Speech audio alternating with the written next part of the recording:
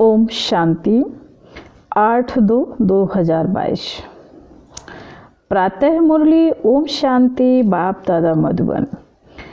बाबा कहते हैं, मीठे बच्चे, एक बाप ही है जिसकी अपरम अपार महिमा है। बाप जैसी महिमा और किसी की भी हो नहीं सकती। प्रश्न है, तुम बच्चों को इस पढ़ाई का बहुत बहुत कदर होना चाहिए। क्यों? बाबा का उत्तर है, क्योंकि सारे कल्प में एक ही बार बाप परम धाम से पढ़ाने के लिए आते हैं। मनुष्य पढ़ने के लिए भारत से विदेश में जाते हैं, यह कोई बड़ी बात नहीं। यहाँ तो पढ़ाने वाला कितने दूर से आता है। तो बच्चों को पढ़ाई का बहुत कदर होना चाहिए। थोड़ी दिक्कत भी हो तो हर्जा नहीं।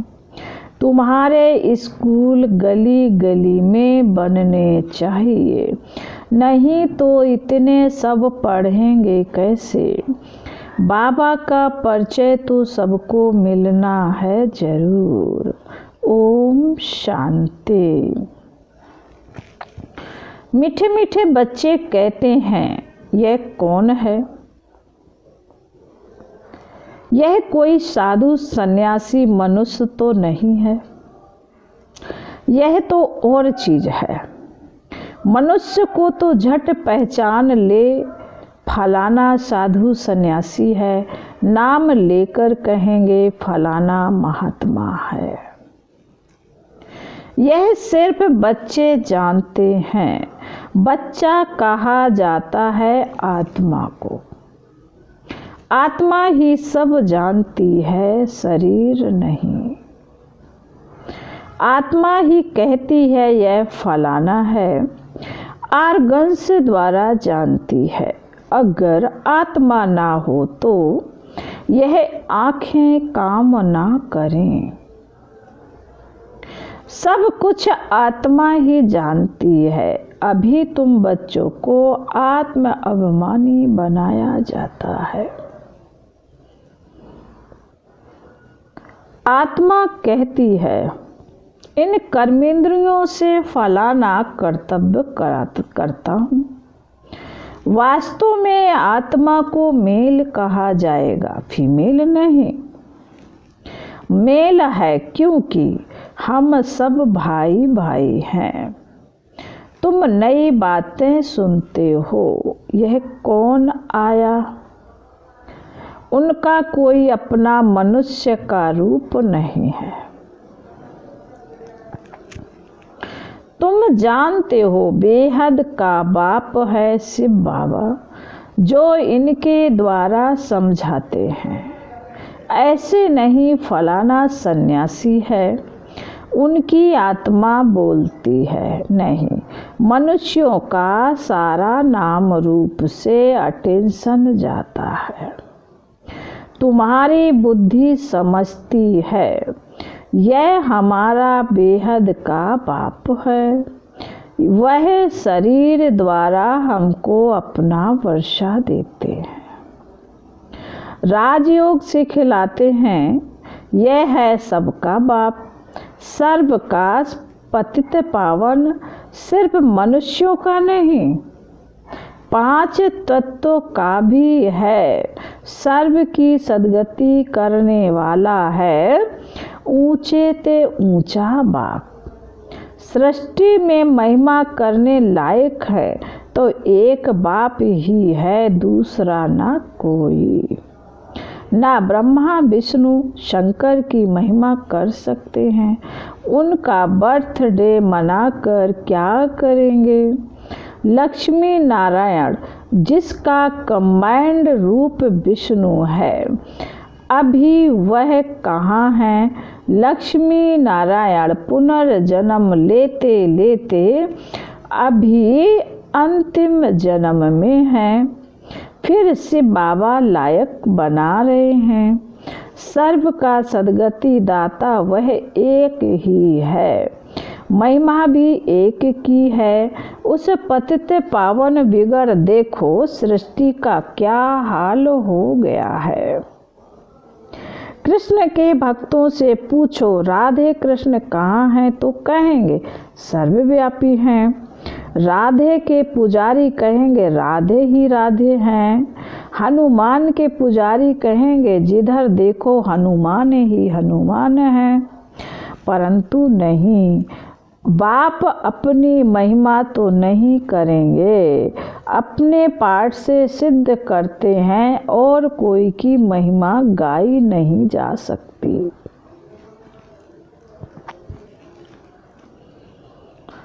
लक्ष्मी नारायण ही राजाई करते हैं, छोटेपन में राधे कृष्ण हैं, वह तो है प्रारब्ध, तो उनकी महिमा क्या करेंगे। महिमा ब्रह्मा की भी महिमा नहीं, विष्णु की भी कोई महिमा नहीं, महिमा तो एक की ही है, उनको ही पतित पावन कहा जाता है। अभी तुम बच्चे जानते हो कि विष्णु कौन है। विष्णु को स्वदर्शन चक्र सूक्ष्म बतन में क्यों दिखाते हैं। मनुष्य को तो जास्ती भुजा होती नहीं, सूक्ष्म बतन में भी 4 भुजा दिखाई हैं, प्रवृत्ति मार्ग को सिद्ध करने के लिए। बाप कहते हैं मीठे बच्चे अब तुम जान गए हो 84 जन्म हम कैसे लेते हैं।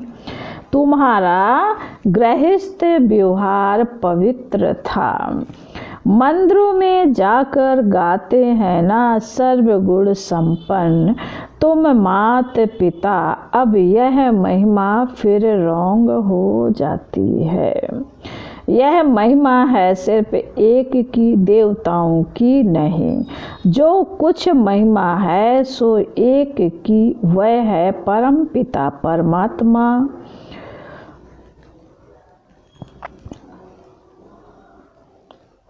बाबा कहते वह है परम पिता परम आत्मा, परम बाप, परम टीचर, परम सतगुरु अकाल कहते हैं ना। उनको याद करते हैं वही अकाल मूर्त है। शिव बाबा को बैल पर दिखाते हैं, वह फिर अकाल तख्त दिखाते हैं। अब यह तो कोई को पता नहीं, यह तो कोई को पता नहीं है कि शिव बाबा क्या है। मंदिर में जो रखते हैं वह उनका अंश है, वह तो है ज्ञान सागर पतित पावन, उनको तो मनुष्य का तन चाहिए ना। तुम बच्चे जानते हो कि उनका तख्त यह ब्रह्मा ही है।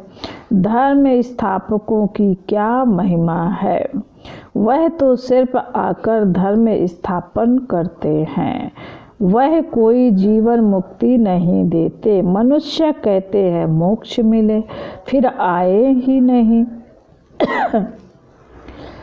वह धर्म स्थापक तो अपने धर्म वालों को नीचे ले आने के निमित्त बनते हैं, उनको तो आकर अपना धर्म स्थापन करना है, ड्रामा का पार्ट है। जो भी आते हैं उनको पुनर्जन्म लेना ही है, यह तो स्थापना बाप करते हैं। वह सबका पतित पावन है और कोई पावन नहीं बनाते। वह तो आते हैं अपना अपना पार्ट बजाते हैं। सतो रजो तमो में आना ही है, उन्होंने धर्म स्थापन किया है बस। जो शिक्षा दी फिर उनके शास्त्र बने।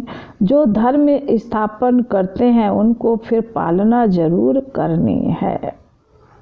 वापस कोई जाता नहीं, सभी इस समय भिन्न भिन्न नाम रूप में यहाँ पतित दुनिया में हैं।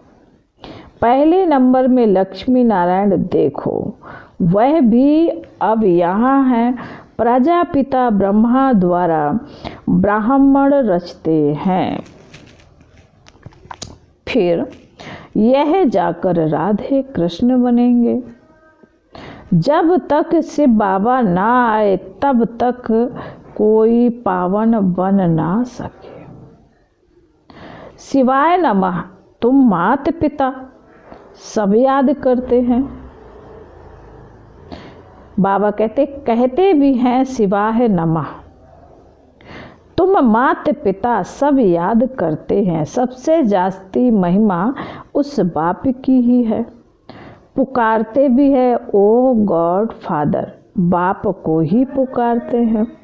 यह नाटक बना हुआ है। जब सृष्टि पुरानी होती है तब बाप आते हैं। मूल वतन, सूक्ष्म वतन, स्थूल वतन, तीनों लोकों का ज्ञान देते हैं।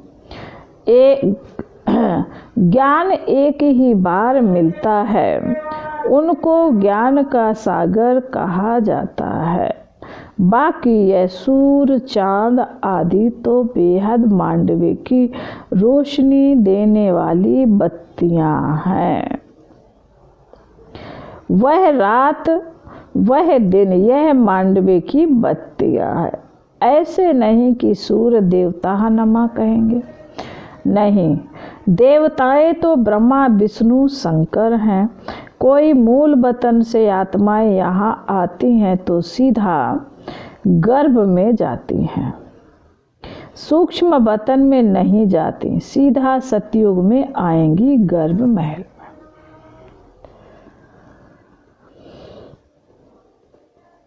वहाँ तो कोई पाप कर्म होते नहीं।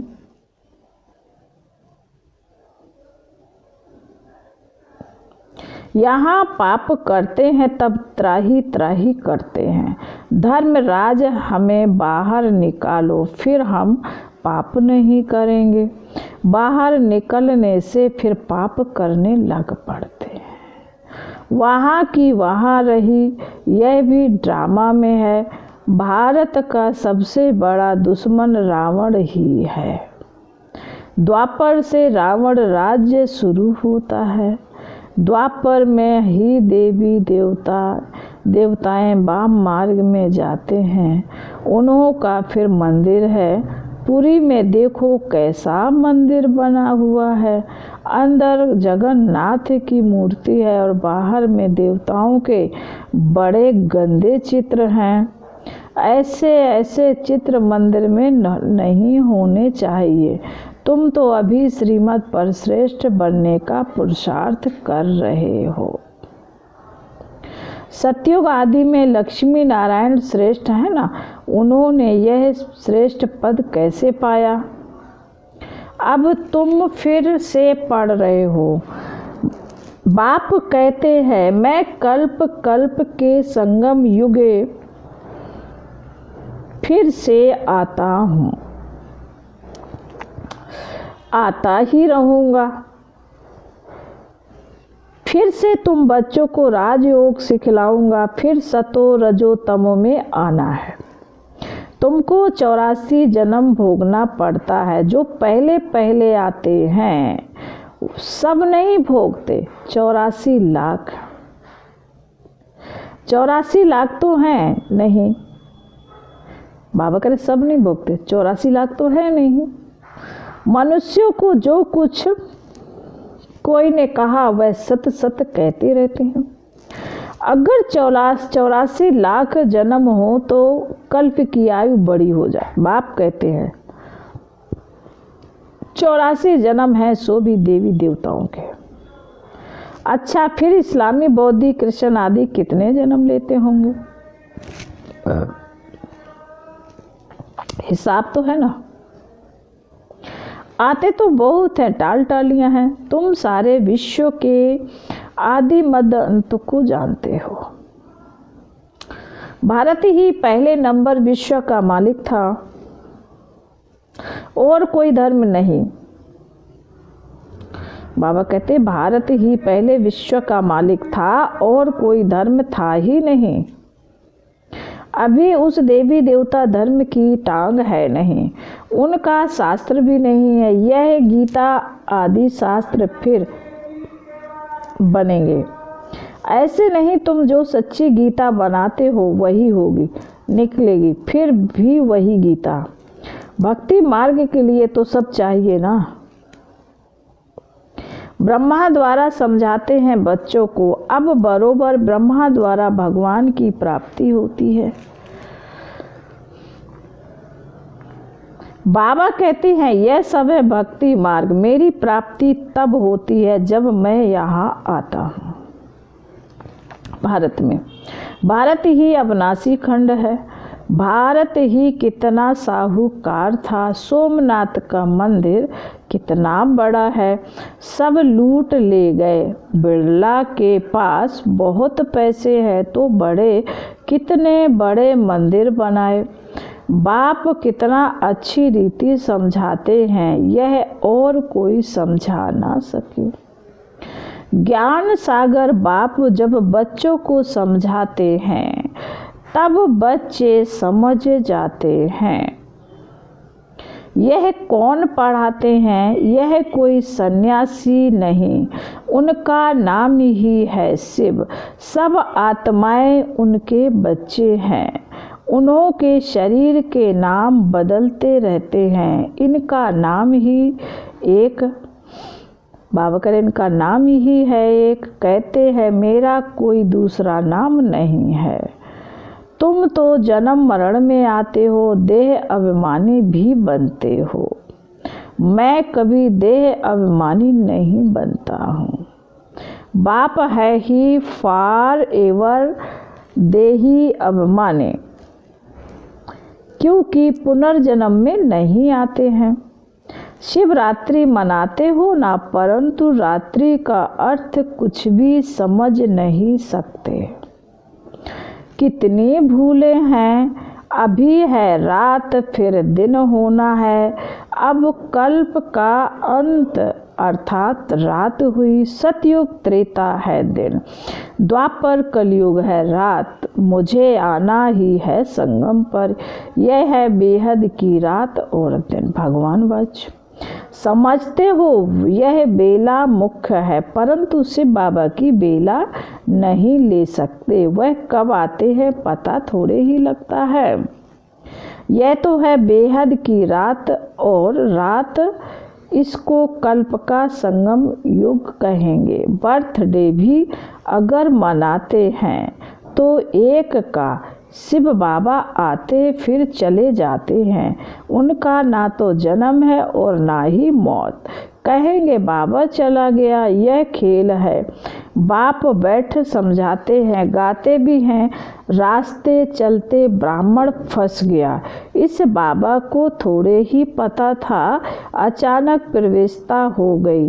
पहले थोड़े ही मालूम पड़ता है, धीरे धीरे मालूम पड़ता है कि यह बाबा का काम है। इस ज्ञान यज्ञ से विनाश ज्वाला प्रज्वलित होनी है। बेहद के यज्ञ में बेहद की सामग्री स्वाहा होनी है।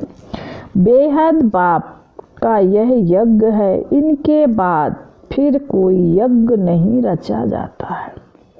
भक्ति मार्ग ही खलास हो जाता है। यह नॉलेज बुद्धि में रखनी चाहिए। पढ़ाई पढ़ने के लिए आना पड़े, थोड़ी दिक्कत तकलीफ होती है। मनुष्य पढ़ने के लिए भारत से लंदन अमेरिका भी जाते हैं। यह तो क्या है, बाप कहते मैं कल्प कल्प कल्प के संगम युगे युगे परम धाम से पढ़ाने के लिए आता हूँ। तो बच्चों को कितना कद्र होना चाहिए। आगे चलकर तुम्हारे स्कूल गली गली में बनेंगे, नहीं तो सब पढ़ेंगे कैसे। बाबा का परिचय सबको मिलना चाहिए। बाप को जरूर जानेंगे। बाबा कहते अच्छा, मीठे मीठे शिकिल दे बच्चों प्रति माता पिता बाप दादा का याद प्यार और गुड मॉर्निंग। रूहानी बाप की रूहानी बच्चों को नमस्ते। हम रूहानी बच्चों की रूहानी बाप दादा को याद प्यार गुड मॉर्निंग और नमस्ते। ओम शांति। धारणा के लिए बाबा ने कहा है, श्रीमत पर सदा श्रेष्ठ बनने का पुरुषार्थ करना है। पढ़ाई के लिए बहाना नहीं देना है, पढ़ाई पढ़नी जरूर है। जैसे आदि में पवित्र गृहस्थ आश्रम था, ऐसे अभी अपना पवित्र गृहस्थ आश्रम बनाना है। बलिहारी एक बाप की है, उसका ही गुणगान करना वरदान है। हर खजाने को स्वप्रति और सर्व प्रति कार्य में लगाने वाले अनुभवी मूर्त भव स्पष्टीकरण है। समाने की शक्ति को धारण कर सर्व खजानों से संपन्न बन उन्हें स्व के कार्य में अथवा अन्य की सेवा के कार्य में यूज करो। खजानों को यूज करने से अनुभवी मूर्त बनते जाएंगे। सुनना, समाना और समय पर कार्य में लाना, इसी विधि से अनुभव की अथॉरिटी बन सकते हो। जैसे सुनना अच्छा लगता है, पॉइंट बड़ी अच्छी शक्तिशाली है, ऐसे उसे यूज करके शक्तिशाली विजयी बन जाओ, तब कहेंगे अनुभवी मूर्त। स्लोगन है, गुणवान उसे कहा जाता है जो गिलानी करने वालों को भी गुणमाला पहनाता चले। गुणवान उसे कहा जाता है जो गिलानी करने वालों को भी गुणमाला पहनाता चले। ओम शांति।